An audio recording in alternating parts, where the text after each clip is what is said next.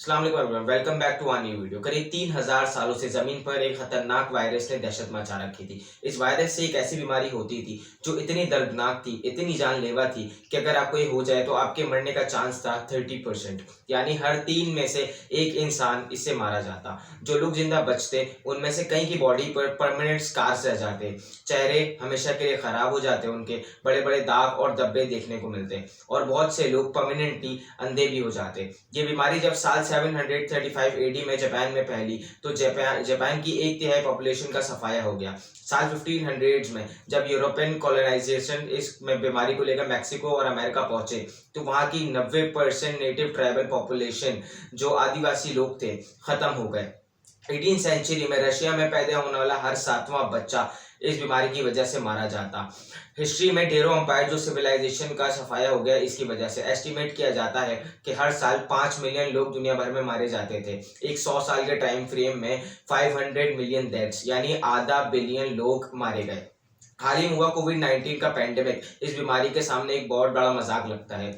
Through out the history इसे कई नामों से पुकारा गया। Speckled monster, the red plague, pox और भी जगह बहुत अलग अलग नामों से पुकारा गया, लेकिन शायद से जब जो कॉमन नाम था इसका स्मॉल पॉक्स। इंटरेस्टिंग बात यह है कि 1700 के टाइम में जब इस डिजीज ने दुनिया भर में दहशत मचा रखी थी, इंग्लैंड में दूर कहीं एक छोटा सा गांव था जहां काम करने वाले किसानों को ये बीमारी कभी नहीं होती थी। एक बहुत बहुत बड़ी आप देखेंगे हिस्ट्री थी, मानो ऐसा लगता है वहां रहने वाले किसानों के पास कोई सुपर पावर थी जो उन्हें इस खतरनाक वायरस से प्रोटेक्ट करके रखती थी। Smallpox emerged in human populations thousands of years ago as a contagious virus that spread rapidly. Smallpox is the most formidable and devastating disease in human history. Before vaccination came along, smallpox was one of the biggest killer mutilators of mankind. Smallpox vaccination has been the one agent which has been responsible for eradicating smallpox from large areas of the world. It's a true monster. Small pox दोस्तों एक ऐसा viral बीमारी थी जो variola virus की वजह से होती थी। ये एक टाइप का ऑर्थोपॉक्स वायरस था। सेम कैटेगरी में आपको सुनने को मिलेगा मॉन्की पॉक्स, काउ पॉक्स, ये सब भी ऑर्थोपॉक्स वायरस हैं। और स्मॉल पॉक्स एक बहुत बहुत कंटीजियस डिजीज था, बहुत ही आसानी से फैलता था। ये कोई छींक मार ले या कोई खांसी करे तो जो रेस्पिरेटरी ड्रॉपलेट्स हैं उससे फैल सकता था, लेकिन एक इंसान का जो थूक है सलाइवा से फैल सकता था। फिर जो स्किन पर रैशेस होते थे उनसे फैल सकता था। कॉन्टेमिनेटली सरफेसेस से भी अगर आप किसी इन्फेक्टेड इंसान का टॉवल, बेडशीट या कपड़े इस्तेमाल करते तो आपको हो जाता था। और एक वजह से अगर आपको ये हो गया तो स्टार्ट में जो सिम्टम थे वो लगता था कि नॉर्मल आपको खांसी चीजें हुई हैं, लेकिन आहिस्ता आहिस्ता आपकी बॉडी पर दाने आने लग जाते। ये दाने कुछ टाइम बाद बॉयज में मिल जाते, उर्दू में इसे पानी वाले दाने कहते हैं। और पूरी चेहरा और बॉडी पूरी इस चीज से भर जाती है। बहुत ही डिस्गस्टिंग चीजें हैं डिस्क्राइब करने के लिए, तो हम इसकी ज्यादा डिटेल में नहीं जाएंगे, ना कि कोई आपको पिक्चर दिखाएंगे कि एक्चुअली में दिखता कैसा था। आप देखना चाहेंगे तो वीडियो खत्म होने के बाद आप सर्च करके देख सकते हैं स्मॉल पॉक्स से इन्फेक्टेड इंसान दिखता कैसा था। इन्फेक्ट होने के बाद सर दर्द, उल्टी आना, रैशेस हो जाना और फीवर आने के करीब 8 से 16 दिन बाद एक इंसान की मौत हो जाती है। जैसा मैंने आपको बताया 30% डेथ रेट था। अगर आप इसे कोविड-19 से कंपेयर करेंगे उसका 1% से भी कम डेथ रेट है। और भी खौफनाक चीज ये थी कि ये बच्चों को ज्यादा इन्फेक्ट करता था और बच्चों के मरने के चांसेस और भी ज्यादा होते थे। हिस्ट्री में ये बीमारी शुरू कहाँ से हुई थी, कैसे हुई थी, ये कोई नहीं जानता, लेकिन अंदाजा लगाया जाता है कि करीब 10,000 BC के अराउंड जब इंसानों ने पहली बार एग्रीकल्चर करना शुरू किया, अफ्रीका में पहली खेती की सेटलमेंट्स देखने को मिली। इंसानों ने जब डोमेस्टिकेशन करना शुरू की गाय, भैंस, मुर्गी जैसे जानवरों को, तब इंसानों का एक बहुत लंबा टाइम तक कांटेक्ट बना इन जानवरों से। और ये ऑर्थोपॉक्स वायरस इस आमतौर पर इन्हीं मैमल्स में पाए जाते हैं, तो कहा जाता है कि वहीं कहीं से आया होगा। कुछ साइंटिस्ट ये भी कहते हैं कि चूहों जैसे जानवरों से भी आ सकता है, लेकिन इस बीमारी का सबसे पहला एविडेंस साल 1156 BC में मिला, जब एक एंशिएंट इजिप्शियन मम्मी जो है वो उनकी बॉडी दफनाई गई और सिर पर एक्चुअली में वही सेम दाग देखने को मिले। उस टाइम से लेके आज तक हमें इस जानलेवा बीमारी के बारे में कोई इलाज नहीं पता। मॉडर्न मेडिसिन के पास भी कोई क्योर नहीं है इस स्मॉल पॉक्स का आज के दिन तक, लेकिन एक चीज जरूर है, बहुत लंबे टाइम से लोग एक्चुअली में इम्यूनिटी का कॉन्सेप्ट समझते थे। लोग ये देखते थे कि जिन लोगों को बीमारी हो जाती थी उन्हें दोबारा कभी नहीं होती थी।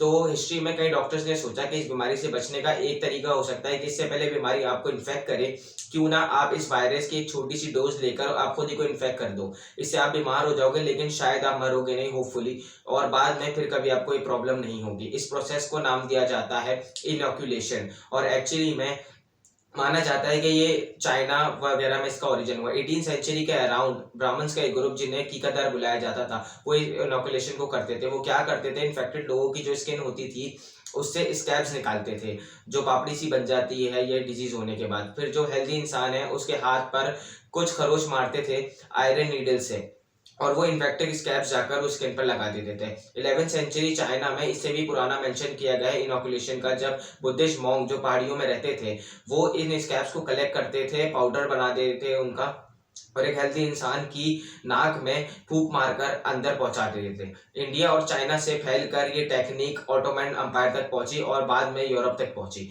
लेकिन एक बहुत बड़ी प्रॉब्लम थी इस इनोकुलेशन के प्रोसीजर में। क्या गारंटी है कि जो थोड़ी सी मिकदार में हम सब ले रहे हैं इससे लोग एक्चुअली में मर नहीं जाएंगे? कोई गारंटी नहीं है। यही वजह था कि 1 से 2% लोग मारे भी जाते थे इनोकुलेशन की वजह से, उन्हें लिटरली स्मॉल बॉक्स हो जाता था और वही चीज़ों की वजह से वो मारे गए। लेकिन बात ये थी कि 30% डेथ रेट से अच्छा था कि 1 से 2% ही डेथ रेट हो, तो बहुत से लोग प्रेफर करते थे कि उन्हें इनोकुलेट हो जाए। लेकिन दूसरी प्रॉब्लम ये थी, जो लोग इनोकुलेट होते उनकी बॉडी पर ही परमानेंट स्कार्स रह जाते थे, अक्सर चेहरे पर ये दिखता था। तीसरी प्रॉब्लम, ये कंटीजियस होते थे, वायरस को और ज्यादा फैला रहे होते थे दुनिया में। अब 18 सेंचुरी में इंग्लैंड में दूर एक गांव था ग्लॉस्टर शहर नाम से, वहां पे एक बड़ी ही मिस्टीरियस सी चीज पाई गई। वहां काम करने वाले जो किसान, कैटल ब्रीडर्स और मिल्क मेड्स थे उनको कभी भी ये स्मॉल पॉक्स का डिजीज नहीं होता था।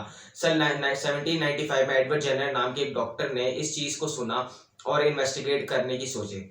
उन्होंने जब गांव में रहने वाले लोगों से बात की तो गांव के लोगों ने उन्हें बताया कि हम में से जिन सबको काउ पॉक्स हो जाता है उन्हें कभी भी स्मॉल पॉक्स नहीं होता। काउ पॉक्स एक और बीमारी है लेकिन स्मॉल पॉक्स जितनी जानलेवा नहीं थी। जेनर ने सोचा कि क्या इसका मतलब ये है कि काउ पॉक्स होना ही एक प्रिवेंशन है स्मॉल पॉक्स के अगेंस्ट? अगर ऐसा है तो ये तो बहुत ही आसान सॉल्यूशन हो सकता है स्मॉल पॉक्स को प्रिवेंट करने के लिए। एक ही तरीका है इसको एक्सपेरिमेंट करने का। एक्सपेरिमेंट करके देखा गया है और साबित किया जाए कि वहीं 1796 में एक सारा नाम की औरत थी जिन्हें काउ पॉक्स हुआ था, तो डॉक्टर एडवर्ड जेनर के पास जाती हैं ट्रीटमेंट के लिए। डॉक्टर जेनर क्या करते हैं, उनकी खाल से जो बॉयल्स हो रखे होते हैं उनको उसका पस निकाल लेते हैं और अपने पास अलग से रख लेते हैं। वो देखते हैं कि यही मौका है अपनी थ्योरी को टेस्ट करने का, लेकिन किस पर टेस्ट की जाए ये थ्योरी? किसी को बकरा बनना पड़ेगा यहाँ पर। तो डॉक्टर जेनर का जो माली होता है उसका एक 8 साल का बेटा था जेम्स नाम से। जेनर ने उस बच्चे को बुलाकर उसके हाथ पर एक खरोच मारी और जानबूझकर उसे काउपॉक्स से इन्फेक्ट कर दिया। कुछ दिन बाद उस बच्चे को फीवर हो जाता है काउपॉक्स की वजह से, लेकिन वो रिकवर कर जाता है और उसके करीब 6 हफ्ते बाद डॉक्टर जेनर स्मॉल पॉक्स के लीजेंस को लेते हैं और अब जाकर जबरदस्ती उस बच्चे को स्मॉल पॉक्स से इन्फेक्ट कर देते हैं। आज के ज़माने में बच्चों पर इस तरीके से एक्सपेरिमेंट करना ना सिर्फ मॉरली गलत है बल्कि कानून के भी खिलाफ है। लेकिन वो ज़माना कुछ और था, उस टाइम पर ऐसे मॉरल्स और कानून नहीं होते थे। ज़बरदस्ती एक बच्चे को स्मॉल पॉक्स देना, बहुत हाई चांस था कि वो मर जाता, लेकिन थैंकफुली ऐसा हुआ नहीं। उस बच्चे के अंदर स्मॉल पॉक्स को लेकर इम्यूनिटी आ गई। इस एक्सपेरिमेंट ने ना सिर्फ ये साबित कर दिया बल्कि काउपॉक्स स्मॉल पॉक्स होने को से रोक सकता है, और ये भी कि क्या हम काउ पॉक्स को डेलिबरेटली ह्यूमन टू ह्यूमन फैला सकते हैं। इसका मतलब ये था दोस्तों कि डॉक्टर जेनर ने दुनिया की पहली वैक्सीन को इन्वेंट कर दिया था।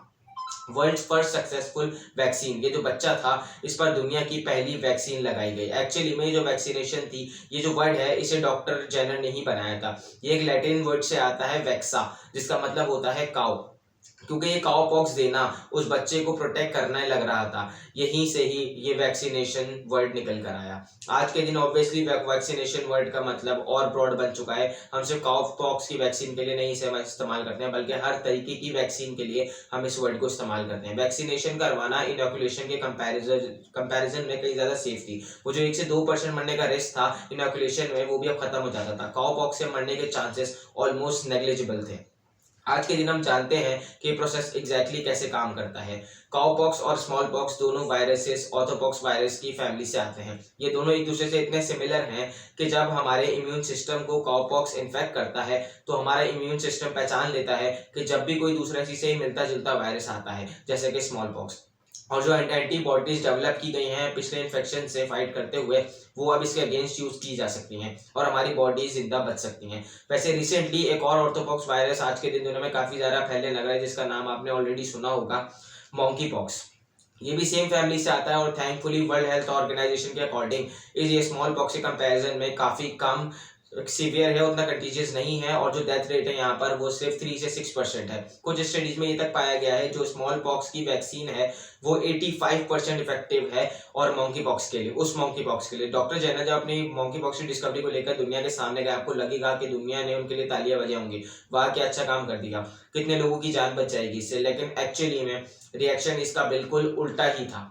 डॉक्टर जेनर को बहुत बैकलैश फेस करना पड़ा, उनके सीधा सीधा मजाक बनाया गया। जब उन्होंने अपनी फाइंडिंग्स को ले जाकर रॉयल सोसाइटी ऑफ लंदन के सामने रखा तो उनकी रिपोर्ट को रिजेक्ट कर दिया गया। जो रॉयल सोसाइटी के प्रेसिडेंट थे उन्होंने डॉक्टर जेनर को कहा कि अपने रिसर्च जल्दी से जल्दी भूल जाएं, लेकिन डॉक्टर जेनर अपनी बात पर डटे रहे। उन्होंने और इन्वेस्टिगेशन करना शुरू किया और डेटा निकालना शुरू किया, और फिर एक किताब लिखी अपनी, inquiry into the causes and effect of the viral only vaccine. Time के साथ साथ कई डॉक्टर्स और साइंटिस्ट कन्विंस हो गए, लेकिन आवाम को मनाने का काम कहीं ज्यादा और मुश्किल था।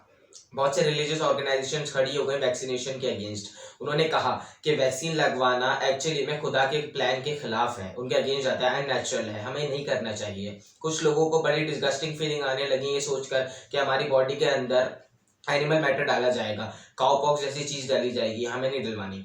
यूरोप में कई जगह पर लोगों के अंदर ये डर बैठ गया कि अगर हमने ये वैक्सीन ले ली तो हम आहिस्ता आहिस्ता गाय बन जाएंगे। उस टाइम पर कई पेंटर्स और आर्टिस्ट ने इस चीज का मजाक भी उड़ाया, एक पेंटिंग दिखाकर कि लोगों की बॉडी से काउ जैसे दिखने वाले फीचर्स निकल कर आ रहे हैं। जो लोग इनोकुलेशंस करते थे उन्होंने वैक्सीनेशन का सख्त अपोज किया क्योंकि उनके धंधे पर असर पड़ रहा था।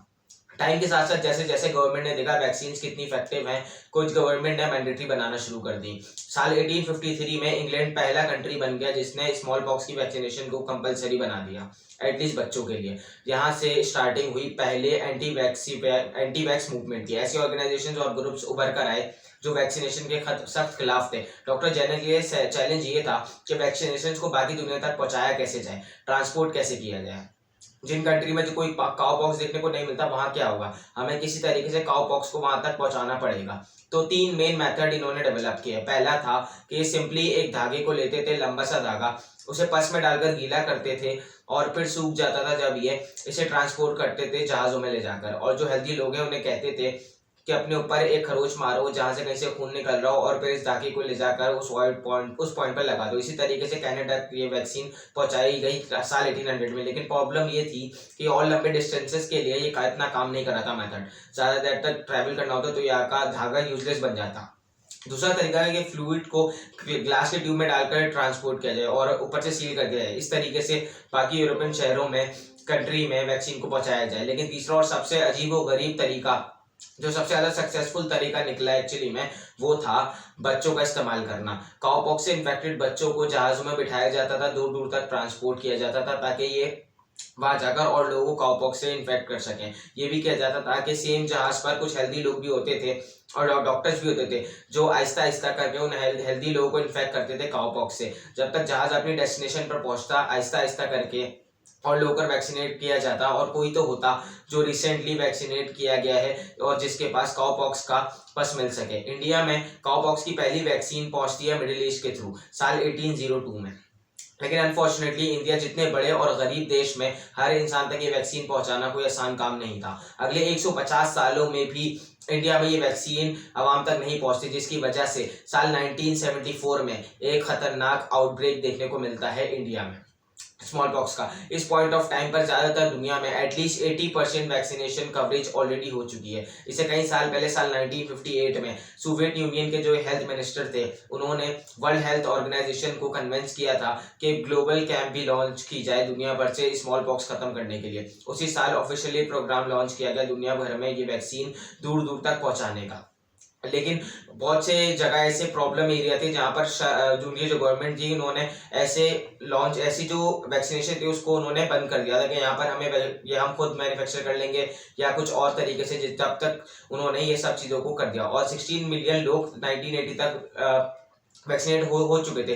लेकिन साल 1974 में सबसे खतरनाक स्मॉल पॉक्स का एपिडेमिक देखने को मिला इंडिया कंट्री में। 5 महीनों के अंदर 15,000 से ज्यादा लोग मारे गए और दुनिया भर में 86% स्मॉल पॉक्स की केसेस सिर्फ इंडिया से आ रहे थे इस पॉइंट ऑफ टाइम तक। कई वजह थी इसके पीछे। इंडिया की पॉपुलेशन बहुत ज्यादा थी, इंडिया में लोग कॉन्स्टेंटली एक जगह से दूसरी जगह मूव कर रहे थे। साल 1975 में आखिरी स्मॉल पॉक्स का केस देखने को मिला बहुत सारी कंट्रीज में। उसके बाद से ये बीमारी खत्म हो गई।